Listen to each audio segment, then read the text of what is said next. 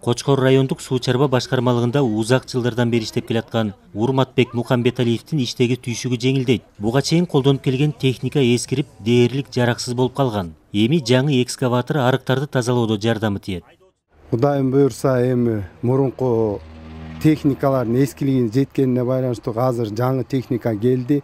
Эми барарыбыз менен жумушту баштаган турабыз да. Суу чарбасынын жерлерден келген өкүлдөрүнө жаңы техникаларды тапшыруу аз эмес салтанаттуу өткөрүлдү. Алар эл аралык каржы уюмдарынын колдоосу менен сатып алынса, эми республикалык бюджеттин эсебинен алынып жаткан техникалар да өлкөгө ташылып келет. Бизде май айында 104 техника келет. Ошонун баарын техникаларды биз ООСка беребиз, райондорго. Андан сырткары дагы Кытай мамлекети менен аз дагы биз сүйлөшүп атабыз.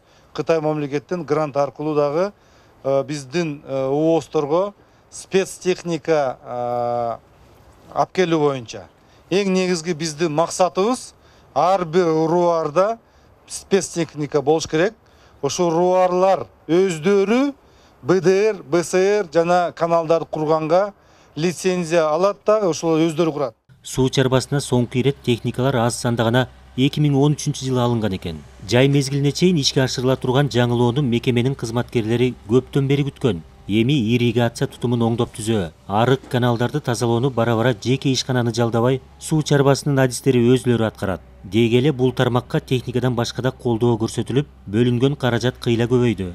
Былтыр 951 миллион сом бөлүндү. Быйыл дагы 1 миллиард сом каралып атат. Бул жылына жанагы аз айтылып кеткен, мисалы быйыл 85 объектте ремонт иштери жүрөт.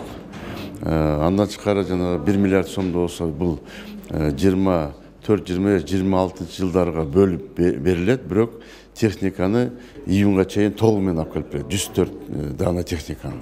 Ошо май аягына чейин алып келип берсе, биз бүт райондорго бөлүштүрүп беребиз. Анан жанагы даярдоо иштерине иштетебиз. Мол түшүмдү жерге суунун жетиштүү жеткирилиши гана эмес, сапаттуу үрөн да камсыз кылат. Жерлерде иш алып барып жаткан үрөн чарбаларынын катарында Николай Гененканын ишканасы да бар. Ага алыскы аймактардан бери дыйкандар кайрылууда.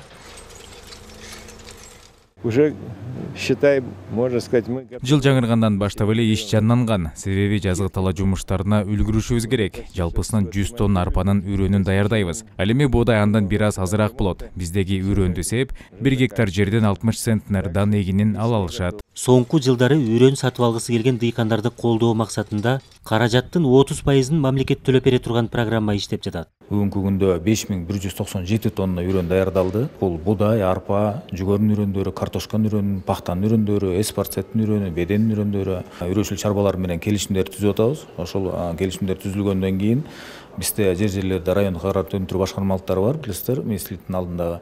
Ошолор аркылуу дыйкандар кайрылып, ошол үрөчүл чарбаларга барып, ошол жерден дыйкандардан үрөч чарбалардан үрөн алышат. Мамлекеттик дотация бул 30% жеңилдик менен дегендей сөз да. Мисалы, мындайча айтканда, үрөндүн баасы 35 сом болсо, дыйканга бул 25 сомдон берилет. Же болбосо 26 сомдон, ошонун баягы ортодогу 11 сом, 10 сомду мамлекет тараптан жардам катары ошол үрөчүл чарбаларга дотация катары, субсидия катары төлөп берилип атат да. Дыйкандарга мамлекет колдоо үрөн менен камсыз кылуу менен гана чектелбейт. Суу ресурстары, айыл чарба жана кайра иштетүү өнөр жайы министрлиги жакынкы жылдарга коюлган максаттарды жана быйылкы жазгы талаа жумуштарына даярдыктар тууралуу маалымат берди. Быйыл жалпы өлкө боюнча 286 000 тоннадан ашуун жер семирткичи керек. Анын 17 000 тоннасы даяр. Айыл чарба техникаларынын учурдагы саны 80 000ден ашат. Бул жетишсиз. Андыктан өлкөгө жыл сайын 3,5 000 дана техника алып келүү максат кылынууда. Мамлекеттин жардамы менен ишке ашып келаткан лизинг программасы кеңейтилет. Быйыл бул үчүн 4,5 миллиард сом каралууда. Ошондой эле өз алдынча айыл чарба техникаларын алып келгендерден бажы төлөмү алынбайт. Мындан сырткары дыйкандарды колдоо багытында жеңилдетилген насыяга 5 миллиард сом бөлүнүүдө. Айыл чарбасын каржылоого карата бериле турган насыяны кайтаруунун үстөгү алгач 12% деп белгиленген. Өкмөт бул маселени кайра карап чыгып, үстөк пайыз дагы жеңилдетилди. Жалпы насыянын 80 80% ошо мал чарбачылыгын өнүктүрүүгө жумшалат, ал эми 20% өсүмдүк өстүрүү багытында. 2 банк аркылуу берилет, 2 мамлекеттик банк аркылуу. Айыл банк ачык акционердик коому, ошондой эле РСК банк ачык акционердик коому. Былтыркыдан көбүрөөк да, былтыр айыл чарбасын каржылоо 11 долбоорунда 3 миллиард 300 миллион сом берилген.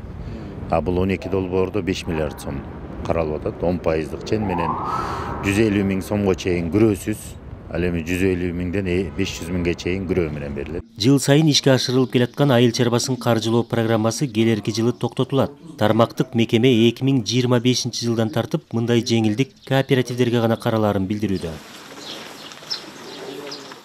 Мамлекет айыл чарбасында олуттуу өзгөрүүлөрдү ишке ашырууну максат кылып жатат. Кайра иштетүүчү, айрыкча экспортко багытталган азыктарды өндүргөн ишканаларга, асыл тукум мал чарбаларына өзгөчө колдоо көрсөтүлөт. Бул маселелер Бишкекте уюштурулган агродиалог форумунда талкууланды. Ага катышкан чарба ээлери өз долбоорлорун сунуштап колдоо күтүп жатышат. Биздин маселеми малды негизгиси эми башы көбөйдү да, муну асылдандыруу, сапаттуу малды өстүрүүгө сунуштадык. Ошо негизи жардам беребиз деди. Буюрса ошо жазышты бүгүн ошо келечекте ошо асыл тукум чарбаларды өстүрөбүз деди да.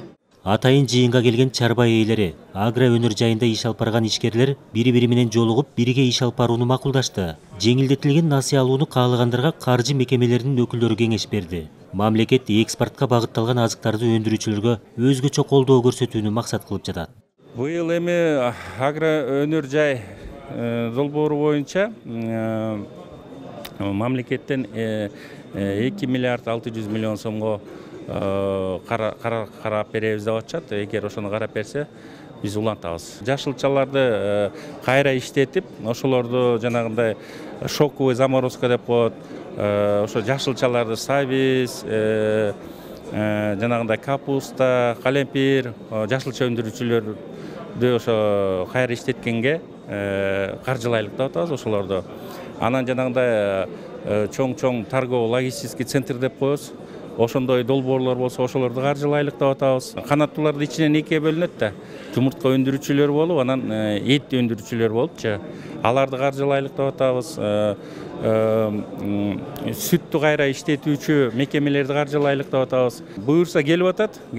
Чоң долбоорлор. Өлкө ичинде мүмкүнчүлүк түзүүгө шарттар бар экенине карабай, айрым айыл чарба азыктары импорттолуп жатат. Маселен, Кытайдан жыл сайын миңдеген тонна үй канаттууларынын эти ташылып келүүдө. Мындан улам тоок фабрикаларынын ичине көмөк көрсөтүлүп, өндүрүшү көбөйтүлөт.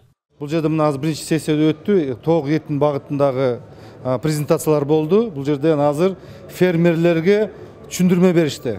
Бул тоок этинин багытындагы бизнес жасаса болот деген. Мына алар айтат, бизде бүгүнкү күндө кайра иштетүүчү ишкана айтат, бизде 30% эле бизде кайра иштетип атабыз, биз 70% бизде бош. Анткени бизде сырьё жок деп атат. Ошон үчүн сиздер сырьёну баккыла деп мына айтып атат. Анан бир топ көйгөйлөрдү айтып кетти, жана коркунучтарды айтып кетти. Анткени ветеринар карап бергиле, жана технология жагынан бүт өзүнүн шарттарын туура карагыла деп түшүндүрмө берип атышат да. Мына бул жерде азыр фермерлер, кызыккан фермерлер айтып атышат, бизде сарай бар эле, эт багында иштеп атат элек, биз тоок багытына өтөлү деген ойдобуз. Анткени этке караганда биз тоок этинин багытында бизде пайда көбүрөөк көрүп атабыз деген түшүнүктөр болуп атат да. Бул жерде бүт азыр мына финансовый институттар отурат, бул жерде биздин министерство өкүлдөрү отурат, Минэконом отурат, бул жерде бүт баягы мамлекет органдарынын өкүлдөрү отурушат да. Эң негизги максат бул жерде мындай көп жылдык келишим түзүш керек. Фермер 1 жыл, 2 жыл, 3 жыл, 4 жыл, 5 жылга мындай алда көздөй договорлар түзүп алыш керек да. Мына ошондо биздин фермер дагы ошол коркпой өзүн дыйканчылыгында аткарат да. Агродиалог форуму Чүй, Ысык көл, Талас, Нарын облусунун дыйкандарын чогултту. 3 күн бою айыл чарбасындагы маселелер талкууланып, дыйкан фермерлердин, агро өнөр жайы боюнча ишкерлердин ортосунда кызматташууга багытталган келишимдер түзүлөт. Ал эми өлкө түштүгүндөгү чарба ээлери үчүн форум Ош шаарында уюштурулат. Калыгул Асанбаев, Бексултан Курманбек уулу, Ала Тоо 24.